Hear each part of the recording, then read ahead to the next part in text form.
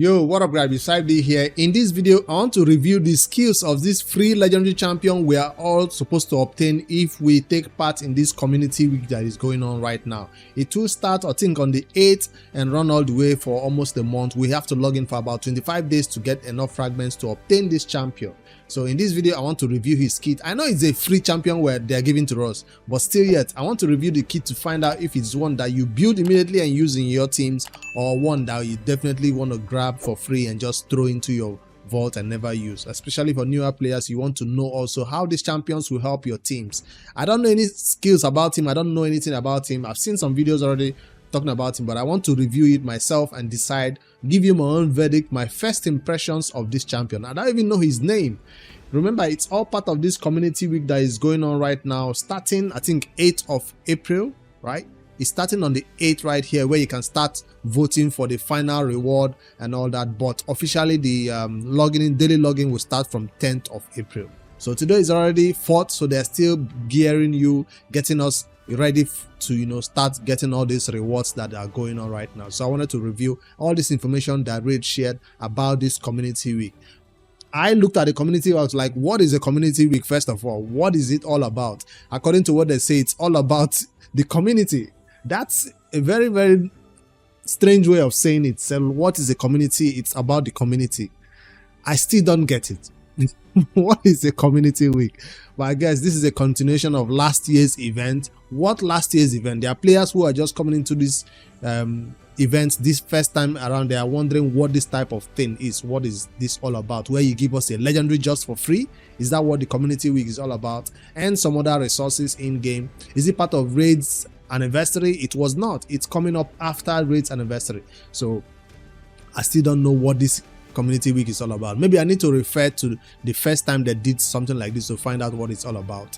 Is that first time that we had to vote for the skills of a champion? I think that's the first time I saw it happen, where we have to vote for the skills of a champion that we now picked up, got the champion. Maybe that's the continuation of those type of events. Anyway, his name is right here, Iudex Artor, or Artor. How do you pronounce that? Iudex Artor is the name, and I want to go over there and see what else. Important dates for this event that you should know about. They say the free legendary relic vote starts on 8th of April. It will run all the way to May. So the 1 full month we are voting for that legendary relic. And then in this video, I'm also going to take a first impression of those 4 relics to find out which one should be voted for. So the voting starts 8th and end on May 13, almost 1 month. And then reward calendar activates on 10th, and the reward calendar shop, it stops on May 5th. So that's also 1 month of voting, the exactly 25 days like they say. And then the calendar deactivation is May 9th. So you still have some time to catch up with it. So those are the important dates you need to take note of for this event going in right here. So the reward calendar will look like this. The free legendary relic voting will look like that. And then the free champion we're getting. And then what is this surprise finale? That's what I don't know what is coming next, because it seems like there will be... Does that look like a secret shard, or is there a primer? I don't know what it looks like, because obviously we already know what we are getting, the relic, the champion. But what is Arbiter holding right here? It's also, that's a mystery right here, that maybe that will encourage players to even push login for the entire 25 days so they can pick up that surprise finale reward. Hopefully it's a reward right there. All right. What else? Calendar consists of 25 slots. Each contains a reward and a greeting. We've already heard about this information days ago. So let me skip past this one. We're more interested in the champion, right, and his skills. So let me hop onto this graphics right there that they gave about this champion skills and see what it's all about. A legendary support champion from which faction is this? Sacred Order, right? Iudex, or is it? Is that an L? It's not an L. Iudex Artor. However you say it. On this champion's A1, he heals all allies by 5% of this champion's max HP. I know it's not 10%, 20%, but 5% for an A1 heal.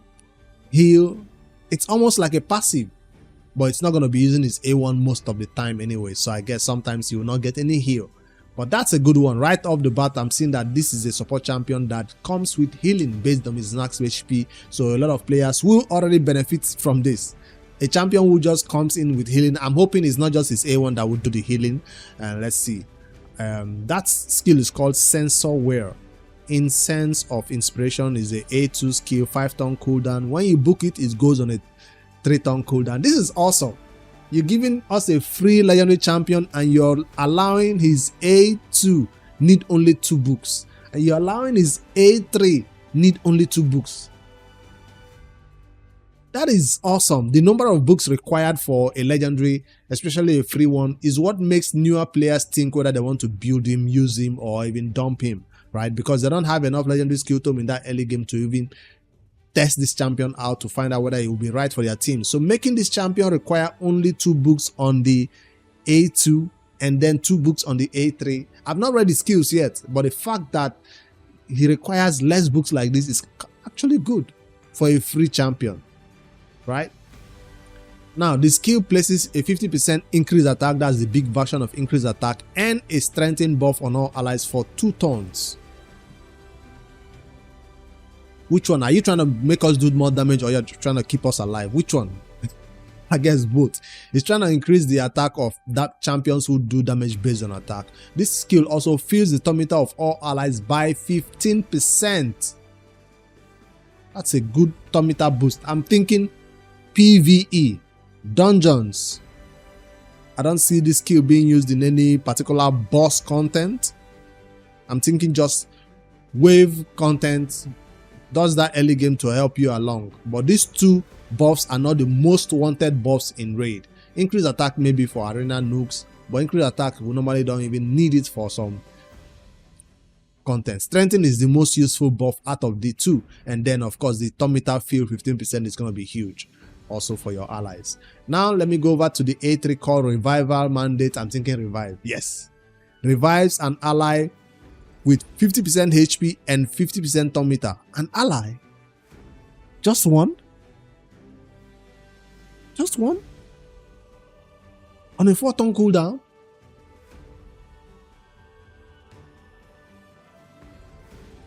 I don't like that. Revives an ally. Is that an epic skill right there? Because I know an epic who could revive one person with what do you call it, veil or something on them. I don't like that. And it's a 4-turn cooldown. Also places increased attack buff on that ally for 1 turn. Then activates the revived ally's default skill, which is their A1. Targeting the enemy with the lowest HP. That doesn't make it any better. Don't add that last sentence and think all of a sudden we're going to use him to revive somebody so they can use their A1 immediately. It's not...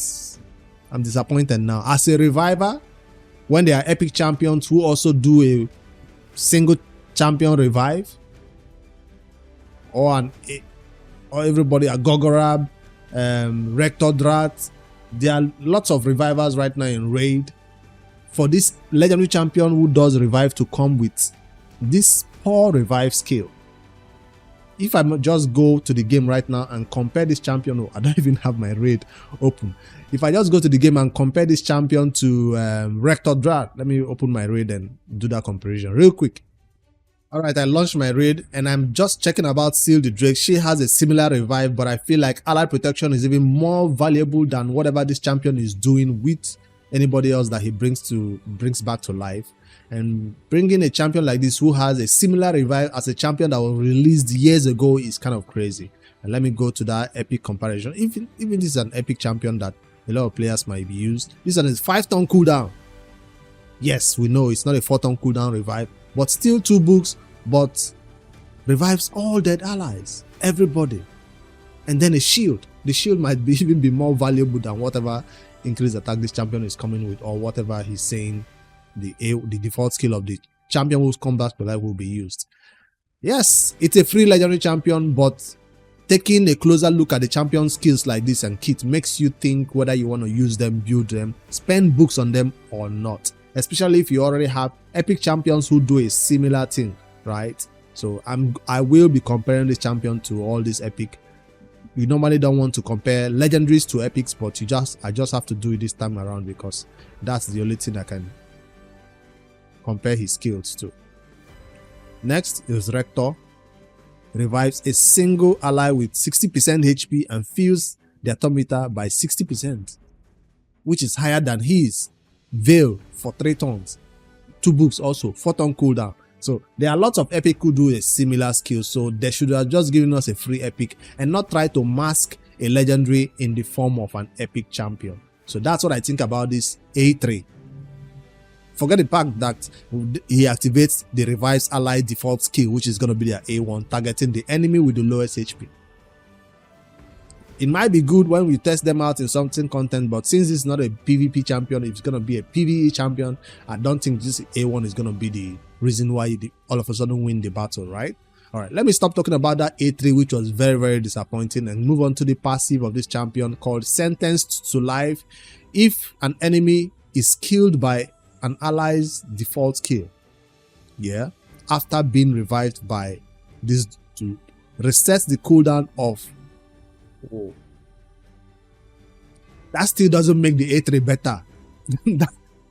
that passive is just there for you to use your A1 to kill somebody, which is kind of crazy. I mean, if they are low HP, since the lowest HP on the enemy's team will be targeted with that ally's A1. Against bosses, that means this passive is nothing. Against bosses, this passive, it doesn't even exist. I mean, it only requires 1 book, I guess, and this passive actually has a cooldown. So it's not going to happen every time that the revive will always be available. But I guess this passive allows him to use the revive more often. So, increase ally speed in arena battles. Who is going to use this in arena? What do you start the battle with in the arena? Let's say you start the battle in arena with this one that fills your atom meter by 15%. Increases. I don't see it. I don't see it. He doesn't have a lot of things happening for himself besides this revive, which you normally want to put him in a set that will allow him to survive at least the first hit from the enemy stone skin, so he can just revive, and then whoever he revives goes in with their A1. There are damage dealers in raid with a powerful A1, so I guess they can benefit from this in the arena. But I don't see this champion as an arena champion. I was thinking more PvE content, but there you go. The aura says arena aura right here, which indicates where raid wants you to use this champion, but you can use him anywhere you want. So that's the free legendary champion they are giving to us. I'm sorry, I just compare his kits to an epic champion, but you don't expect raid to give you a free legendary champion and make him so powerful more than the ones you suffer for through fusions or the ones you suffer for and get through shards. They just give you something that you can use, but I don't see me building this champion or spending any books on any of this kit because I have better revivers in raid.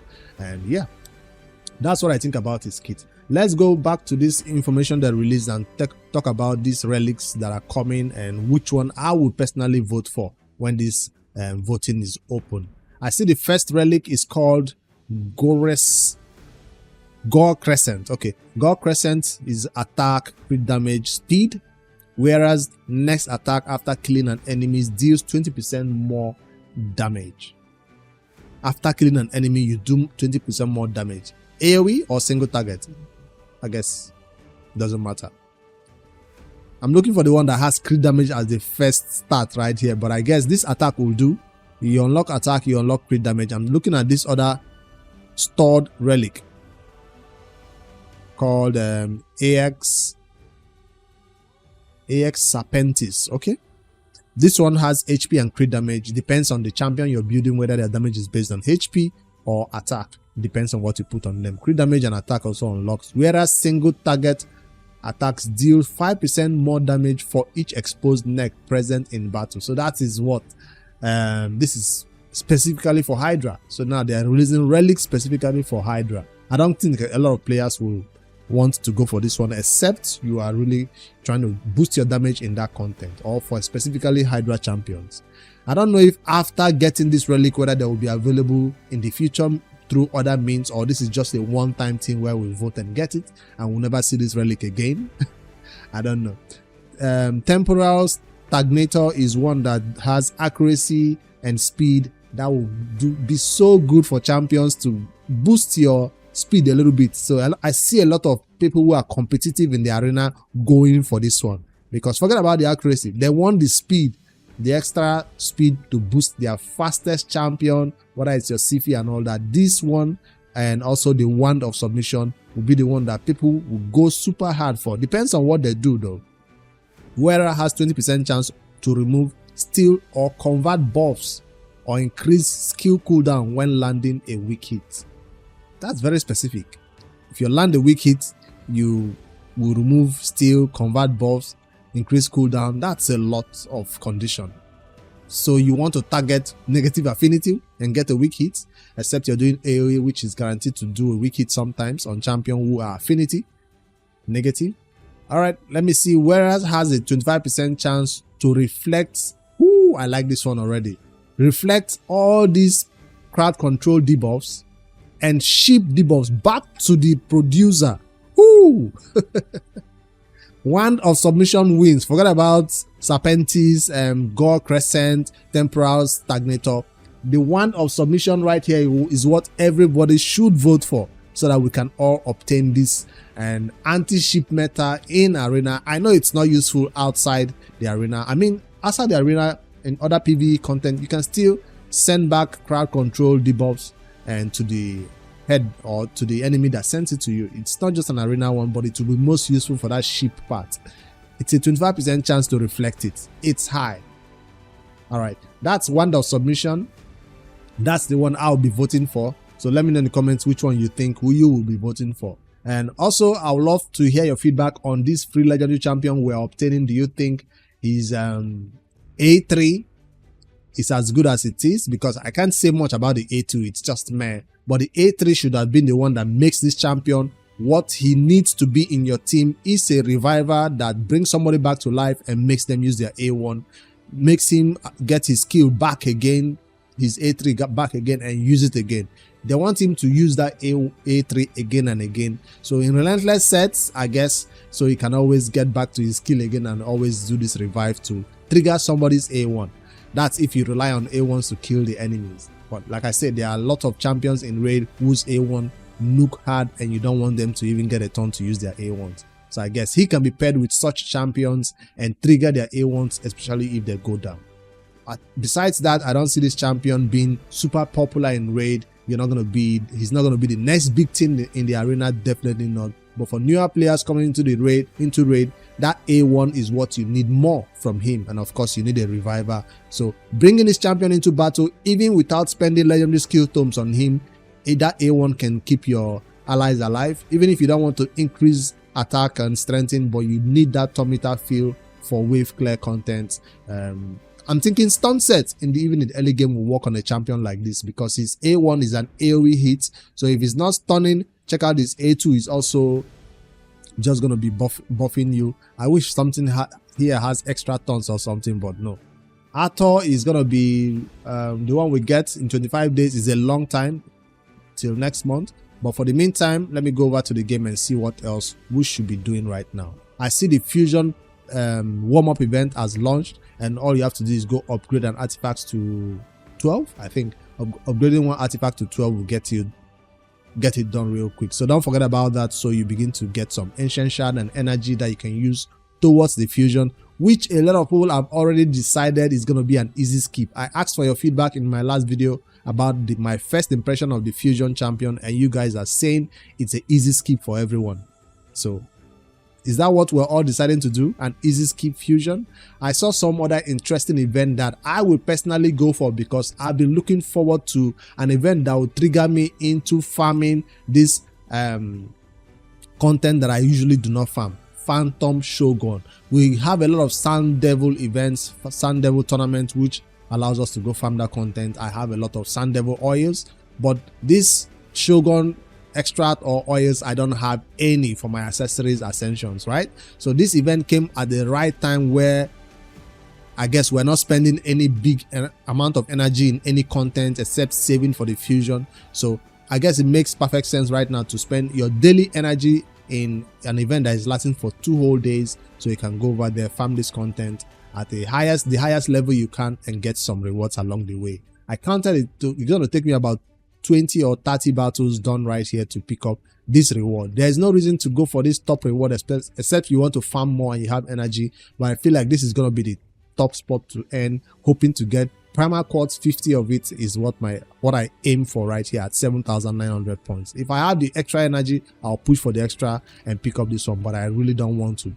The main reason why I push for it is because it's an opportunity to farm that content, Phantom Shogun. People have been speculating whether this type of Shogun farming and Iron Twins what do you call it now, whether it will replace, it will come into fusions as we are doing the fusions instead of Dragon, Ice Golem, Fire Knight.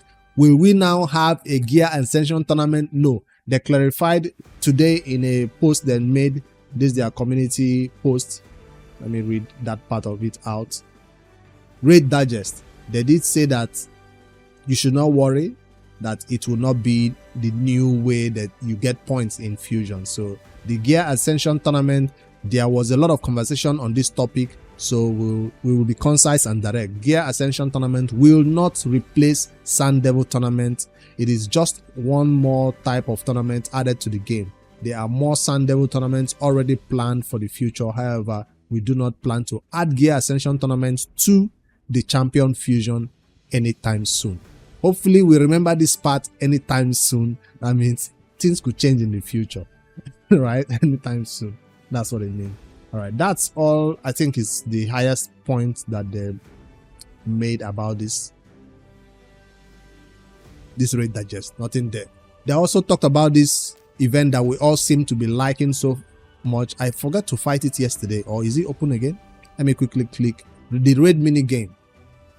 500 points. The next one is 1,250. That's a lot of battles for stage 2. So remember, if you've not fought stage 1, you still have time to go over there and farm it and get enough 500 and pick up this 5-star accessory. It's an accessory, right? No, it's a weapon. It's an artifact. All right. By ending the video, let me make sure there's nothing else I have missed out on. No. Okay, I've talked about everything. Now, let me end the video with just one battle of this stage 2 and see whether it's going to be more difficult than stage 1 or not. They did say you should put it full screen to get the full experience of it too. All right, let's go.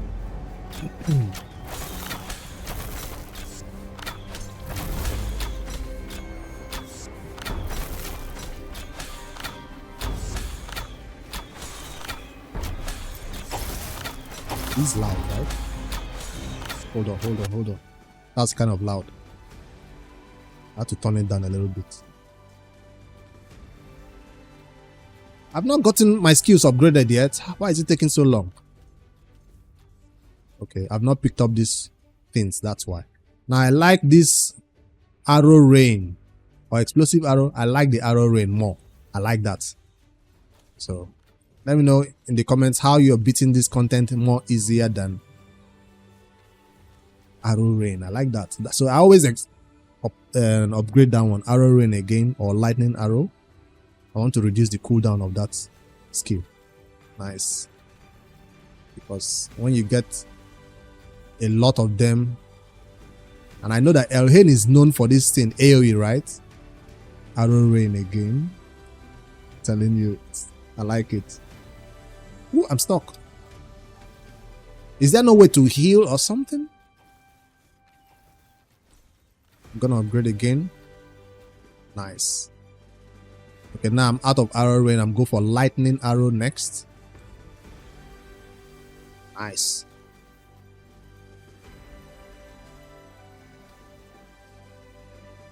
Lightning arrow more.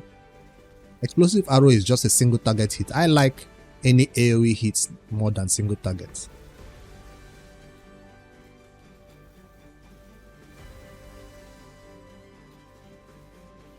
Going towards an area that is dangerous. Yo! I've just been surrounded. This is more difficult than before.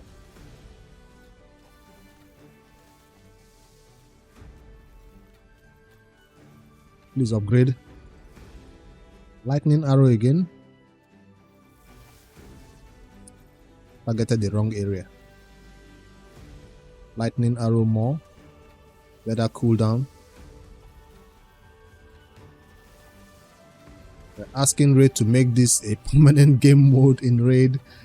A game inside a game, I guess. Now that I'm done with arrow rain, I'll go with explosive. Ooh, I like that one too.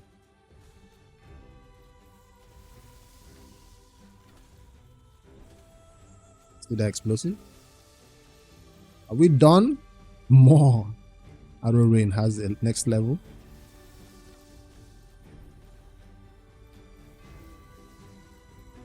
I'm doing more than I expected. I thought level 2 is going to be more difficult. And is that the queen?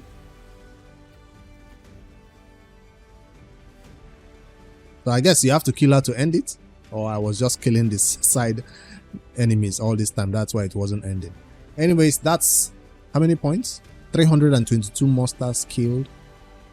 Continue.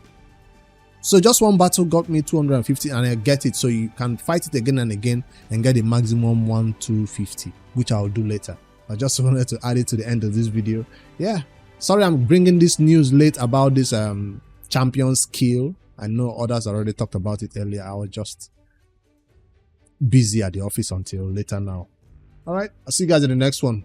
Looking forward to tomorrow. What's happening tomorrow? Nothing much in raid, so we are still doing our fusion prep, getting things ready for the fusion that is coming up in April. Like, subscribe for more daily raid content, and give me your feedback on this champion that we're all getting for free. Are you gonna build him, use him? Where do you think he will shine in your teams? Or you think since it's a free one, it's fine now? You have no rights to complain that they gave you a champion who has a revive for 4-turn cooldown that only revives one person, and it's very conditional when he revives them, whether they kill or not. Later, guys.